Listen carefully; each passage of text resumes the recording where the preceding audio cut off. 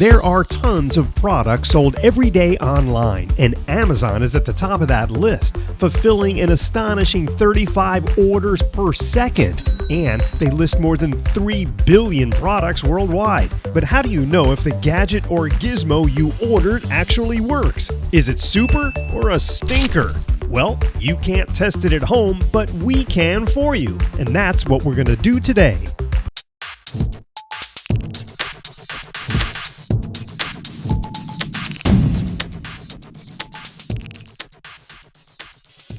Everybody loves a cold can of beer, water, or soda, but if you forget to put one in the fridge, what do? Well, that's where our first product comes in, the Chill-O-Matic. Now, what intrigued me about seeing this online is that it claims to chill a can from warm to icy cold in 1 minute. I actually did a video years ago that explored this theory. The link is in the description if you want to take a look at that video later.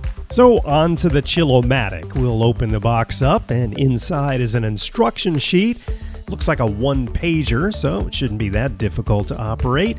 And inside is the Chill-O-Matic wrapped in a plastic bag. We'll pull that out. It looks like there's a little cover here as well that's also wrapped in plastic. We'll remove that. And then there's a plastic insert that has this little on-off switch controlled device of some kind and a small suction cup. The instructions call for a couple of AA batteries, so after loading those in, I'll fire this thing up, and we can see on the back side it's doing a little spin thing. I grabbed a can of unrefrigerated club soda, and using my laser thermometer, I tested the temperature, and it's hitting about 77 degrees unrefrigerated. Okay, so we'll take that can and we'll attach the suction cup to the bottom of that can, and then insert the other end of the suction cup into the battery-powered spinner. Then we'll just slide that down into the grooves of the Chill-O-Matic. Then the instructions tell us to pour some ice over that can in the Chill-O-Matic. Then just lay the cover down to keep the ice in place, and fire it up. Now in my first attempt, it appears that the can came off the inside battery-powered spinner, so I had to kind of pull it back out, reinsert it into the spinner, and repeat the process. Then I just let it spin away for 60 seconds. And while that thing was spinning, I decided to grab a refrigerated can of this soda water and check the temperature. We're hitting about 57 degrees. And I also opened this can and put a regular thermometer inside the can to check the actual liquid temperature. And we're right around 38 degrees, nice and chilly. Okay, a minute is up. Let's shut off the Chill-O-Matic and check our can. Hitting it with our thermometer, we're getting just about 60 degrees. And with the thermometer inside, we're hovering right around 40 degrees. Pretty amazing. Now, I also did this test with a can of carbonated soda and beer, and there was absolutely no foam. Since the liquid is spinning on the inside of the can and cooling, it doesn't create an exploding can. So the Chill-O-Matic definitely gets a big thumbs up. Fire. It's been around for millions of years, and we humans have used it for cooking, generating heat and light, for signaling and propulsion, for rituals, and as a weapon or mode of destruction. And that leads us to Instafire. The thing that intrigued me about Instafire is its claim that it burns on snow, water, and ice. I had to test this stuff out for myself. Apparently, it burns at 1,000 degrees, and one package is good for 4 fires. So I dumped some out in this glass bowl for testing and fired it up. It appeared to light pretty quickly and go out pretty quickly as well, dumping some Instafire over the flame. So what about this claim of burning on water? I found it a little bit unbelievable, so I got a glass bowl full of water, dumped some Instafire on the surface, and lit it. Sure enough, this stuff ignited sitting on a bowl of water. I decided to take this test one step further with some wind, so I got my little portable fan, fired it up, and look at this. The fire is not going out. I even grabbed the fan and pointed it down on the fire up close, and this stuff would not go out. Because Instafire does what it says it'll do, it gets a thumbs up. Everybody loves ice cream, right? But how do you keep that pesky roommate or spouse from getting into your sweet cream?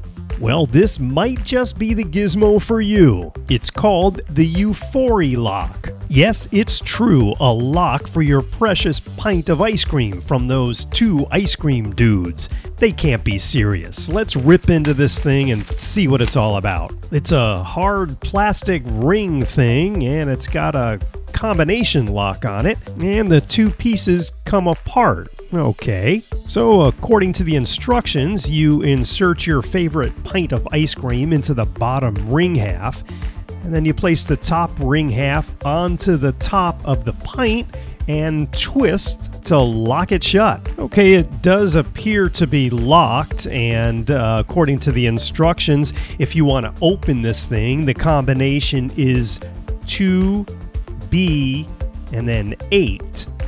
Get it? 2B8. While that is bad grammar, it does unlock both sleeves. Well, there's only one problem with this goofy gizmo, is what's going to prevent someone from cutting into the bottom of the pint of ice cream and digging in from there? I guess it would keep someone who is honest, and possibly help with a little willpower to not eat ice cream, but I think overall, this Euphory Lock is a little bit half-baked. It gets a stinker.